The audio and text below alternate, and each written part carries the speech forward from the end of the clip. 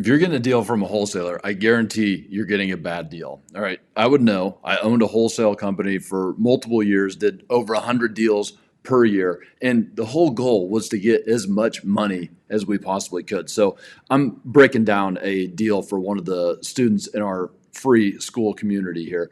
But anyway, he's basically gotten a deal from a wholesaler. They've like double wholesaled it. We're going to go through that deal. But first, I want you to understand why deals from wholesalers are inherently bad. Okay. And you might think they're friends. All right. And so it might feel like you're about to get a good deal. And they're certainly going to make you feel that way because, once again, their goal is to get the best deal possible. All right. So basically, it's twofold. It's either to get the best deal possible or the easiest movement possible. Okay. Because there is, let me show you here real quick. All right. Basically, you have like the inner circle, or yourself buying the deal, and your inner circle of buyers, are solid and they're going to close. So it's almost like no risk on the deal, because for a wholesaler, it's always about the contract. The contract ends, the contract that they have with the seller ends, and they need to make sure that they move that deal with as much certainty as possible. So their self or their inner circle, they know are going to sell it. But then basically there's different levels that they might go in outside of their inner circle, like their email list, or they even go further to like, Twitter or Facebook. And I think that this guy actually came through Twitter as some like kind of JV deal where they joined up with somebody else who has like some good marketing on Twitter or X. Sorry, Elon.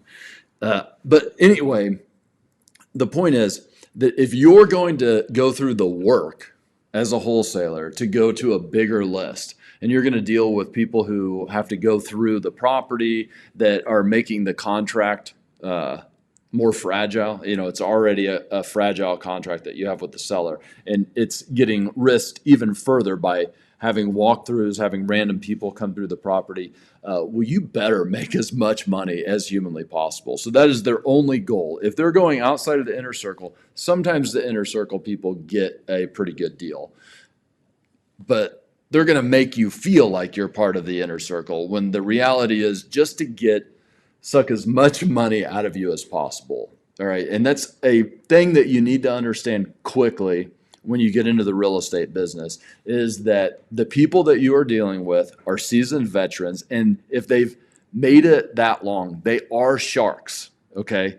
They're not your friend. It doesn't mean that they're malicious. It doesn't mean that they are nasty people, but it means that they're winners. And, yes, it's great to set up win-win deals, but most deals aren't win-win. They're like, you win a little bit, they win a lot of bit. Okay. You don't get through this business without being some sort of a shark. Difference between a shark and a snake. All right. Snakes are nasty. They're mean. They're dirty.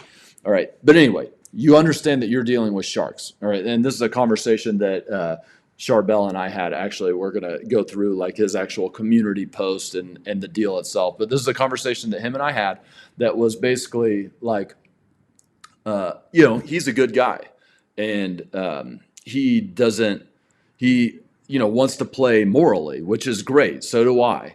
But the question that I asked him, which I would ask you as well, is, are MMA fighters immoral? They go in and they beat the crap out of each other. Is that immoral?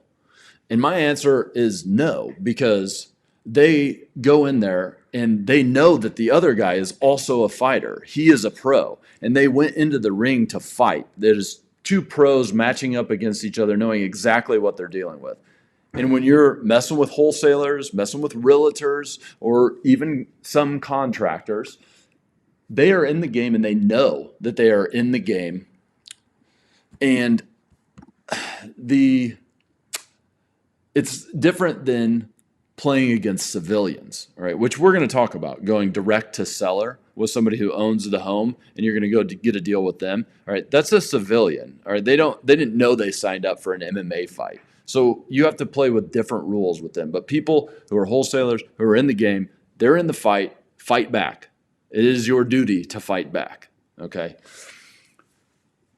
Now let's go through this deal. Nope, that's not true. We're not going to go through the deal yet. I want to talk about going direct to seller because that is going to be my ultimate answer here. He's going to ask me, should he buy this house? And I'm saying no. Okay, but we'll go through the details. But the ultimate answer is eventually you get frustrated enough, which he's getting to the point of, that it's like, I got to spend all this time dealing with these wholesalers, dealing with subpar deals that are on the market, or subpar deals through wholesalers where they're getting these huge rips, like $20,000, $30,000. I've even paid over $100,000 for a wholesale fee before. It was on an apartment complex, but huge, huge fees, a bunch of crap that he's got to go through, which you're about to see, and or going through realtors on the market where you're getting a really crappy deal. You got to always be on it. The only way you get a deal on the market is by being fast or buying really crappy houses that nobody else wanted because you're willing to do the work, which is sometimes a strategy. Okay, so the only real answer is going direct to seller. And, I made some content about that. I can make more, but it's basically you get a list. Guys, there are lists that you can get online. They give you the address, and then you can take those lists and you can also get their phone number, and you just call them and say, I want to buy your house. And it's that simple. Some people are going to get mad that you asked them to buy their house. All right, but there's ways to refine those lists where the list has more pain in it, we would say, which sounds dirty, but it's like they have tax liens or they have maybe code violations. They haven't paid their water bill. They have had a fire on the house. They're vacant owners, meaning they live somewhere else. They have a different address. They have an out-of-state address. You stack the pain on the list, and that increases the likelihood that the people who answer the phone, the people that you're calling that answer the phone, are like, yeah, I kind of do want to get rid of that house because it sucks. I have a lot of pain in it. And then you go make a win-win deal with them, all right, where they don't have to deal with the realtors. They don't have to deal with these sharks out there. They don't have to deal with all of the headaches that come with it. You make a fair deal in cash where you're going to close quickly and take the pain away. And you don't have to play dirty there. You can play straight up. And, the truth is a lot of people don't want to take that step, which prevents them to being really successful in this game. And they don't want to take this step because they feel like it's immoral because people have basically been taught that sales are immoral. And that's because most people are really bad at sales. But what really good sales is setting up a win-win scenario. And the only way you can truly set up a win-win scenario is to break down people's barriers, the friction that they have with quote unquote salespeople, and get to the heart of the pain, the reason they want to get rid of it, and then figure out a way to make a deal that works for both of you. All right, that's good sales. And the other thing that you have to tell yourself is there are sharks out there that are going to come in there and they're not going to care about the things that we just talked about. They are going to try to screw those people over. They are going to try to get every last bit of it. So maybe you could consider it your duty to make sure it's not that person that gets the deal, but instead it's you that gets the deal. And I do have to say, as human beings, we are justification machines. So maybe that's just me justifying why I do what I do. But, if I'm the one that is getting the deal and I'm the one that's going to personally close it with my own cash and I know that it's going to close, I feel like I'm a way better option than some of these other people out there. Okay, so let's look at this deal. Boom. Let me make sure I hit the right button. Here we go. Very interested in this property. However, as the smallest investor here, my margins are getting severely squeezed. That's their job. They're always going to squeeze it, like we talked about. The property is listed at $217,000. So this house was on the market, and the wholesaler is offering it at $175,000, which is still a good deal. He says it's attracting attention from seasoned investors. And here's the thing. All right, so this isn't even a real wholesaler, right? At least a real wholesaler goes and does some work. They might send out mail, they might do cold calling to where they get a deal under contract, and then they come to people like you, their buyers list. And, at least there's some real stuff that's going on here. This is going to ruffle a lot of feathers. But anyway, these guys are what he's talking about is a virtual wholesaler who's just making like random offers on houses that are on the MLS, hoping that somebody accepts it. Maybe they're getting on the phone and working them, but like not adding a whole lot of value in the game, in my opinion. Okay. The house was already on the market, and it was eventually going to sell. All right. Said my piece on it. But anyway, so 217 is what it was listed on the MLS. This wholesaler is offering it to him at 175. That means that let's do some math in here. So it's on the MLS at 217. He is offering to wholesale at 175. That means that he, of course, didn't get it at 175. He's not doing this for free. So he probably got it at, this is acquisition price. He probably got it at like 160 to 165, trying to make 10 to 15 grand off of it. Okay, now, this is the price that is getting offered to Charbel, guy in our community. But when he finally went to say, yeah, okay, man, I'll buy it at 175, wholesaler's like, sorry, man, I've already assigned this to somebody else for, we don't know how much, but what we do know is that the first wholesaler says, but this guy that I wholesaled it to, he's selling it at 185. All right, so it's a double wholesale situation. Let's see, are you still seeing this? Yes. So second wholesaler says, yes, I will wholesale it at 185. Okay, now you got to say that even if 185 is a deal, it's pretty like hard to accept a deal where you know that you're getting skinned at least twice. You know, this wholesaler's making 10 grand off of it. First one's making 10 or 15 grand off of it. The realtor's making their commission off of it. It's like at that point, just like a little bit of reason says it can't be that great of a deal for me. And, you know, so think about that though, as we were talking about like going direct to seller and like, you know, is it moral or is it not? Okay, well, this seller is selling the house for, let's say 160. Okay, going back to the iPad here. They're selling it for, let's say 160, but they have to pay realtor fees still. Okay, so they're probably paying, I don't know, maybe 6% here. So that's, oh, geez, 3,600. That's 9,600. Did I do that math right? Oh, let's just assume that I did. Beep, beep, beep.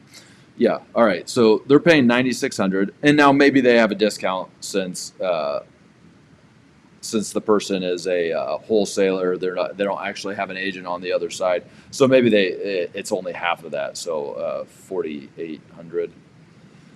Okay, so they have to pay 4,800, and then this wholesaler number one is making $15,000 off of it. Another wholesaler is making $10,000 off of it.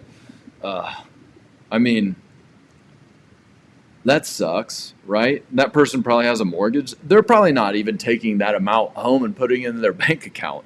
And so what's the moral thing here? You know, what if you would have went in and said, hey, you know what, seller, I'm going to give you 170 for that house, maybe 175. I'm not going to do any inspections, no realtor fees or whatever. So now instead of putting the 155 in their pocket, they put instead the 170, 175. Nobody else gets paid. Great, win-win for everybody, right? All right, back to this deal. Okay, yeah, all these wholesalers wanting to screw me over. Yes, they do. But he says in his view, he can resell the house for $275 to $295 after a $30K rehab, netting $25K. You know, there's like a part of me that, and if you look at the Okay, so we are here at 163 car. However, there's a repaint loses the kitchen good. Here you have the master, the selling point. Let me room number bedroom, same thing. It's like an office. Full disclosure. So like 5 thing. So okay. And it's probably going to need like a 30K rehab, which I think he put in here somewhere. Yeah, about a 30K rehab, and he's saying it'd be worth 275 to 295 if you guys follow the stuff at all. You know that I have these free tools for you all, and he's saying, let's just say 285. That's right in the middle of his numbers, trusting that his numbers are right. Okay. And the rehab cost is going to be around 30K. Once again, trusting his numbers are right. And we're saying that, he's actually a cash buyer here, so no interest rate, there's no loan, there's no points. He's going to get to make all this money. The cost of the sale, that's, realtor fees and such, which he's actually a realtor, so he'll make those fees back. So he'll probably only actually pay, let's say 4%. There's other costs like clothes and all that kind of stuff. So he's getting it at 185. I'm not going through how this calculator works, but I mean, he's got profit to make here, guys. Big profit to make. And so there's a way to look at this that is like, who cares what all the wholesalers make? It's still a good deal to me. And so just to answer the question about the deal, it is a good deal if all your numbers are right. If the 30K profit is right, you feel confident about the 285, sale price. It is a good deal to buy. I like that it's a lower price. Lower price point means, it's safer, base hit versus home run. We always look at the downside risk versus the upside potential, right? How bad can I get hurt if I don't make it? Because it's all about staying in the game, gaining the skills and such. So it is a good deal if those numbers are correct. And so there is something to say about that. But there's something to say too about the fact that that you could have gotten that seller a better deal, and you could have put an extra, whatever, 20K in your pocket on this deal, and an extra 20K of profit is an extra 20K of padding. It's an extra barrier of risk. You are going to mess up. We all mess up on these deals. And so the more spread you have, the more room you have to mess up. And, you're going to make some mistakes. I make some mistakes. So I like to get more padding. Should you buy this deal? Yes, if you didn't have other deals. However, after talking to you, I know that you have some other deals on the line that are probably better. So, the other two deals that he's potentially looking at is a house, which I like better. Okay, it's a house versus this is a manufactured house, and that's never going to be as valuable as a real stick-built house that's on a plot of land. So I always like that better. So I like that deal first. So actually, after talking to him one-on-one, we decided that he was going to go hit that person with an offer that made sense in the calculator. And if they didn't accept, he's got a lead on another house that's on the MLS that he's already kind of negotiated back and forth with. But that would be more direct to seller. It'd almost be like he was the wholesaler in the situation that we just talked about. But point of all this is, all right, you can't stay out of the game. All right, so we got to get a deal going. But the main thing to know is just everybody out there is trying to get some, and you're in a fight. It doesn't mean it needs to be nasty, but you need to know that you're in a fight. You need to know the rules of the game, and you need to fight a little bit harder. And I think that this happens to everybody. It certainly happened to me, that eventually you get so frustrated with all the crap that goes on out there that you start fighting hard enough, and that's really the thing that starts to bring the cream to the top. And so I'm glad you're frustrated, is what I'm saying. And I can tell that you're already taking the steps. Guys, hopefully this was helpful. And as you know, the link's in the description for the school community. If you're watching this in the school community, bring your questions. I answer every one of them every day, except for on Sundays, like Chick-fil-A. Bye-bye.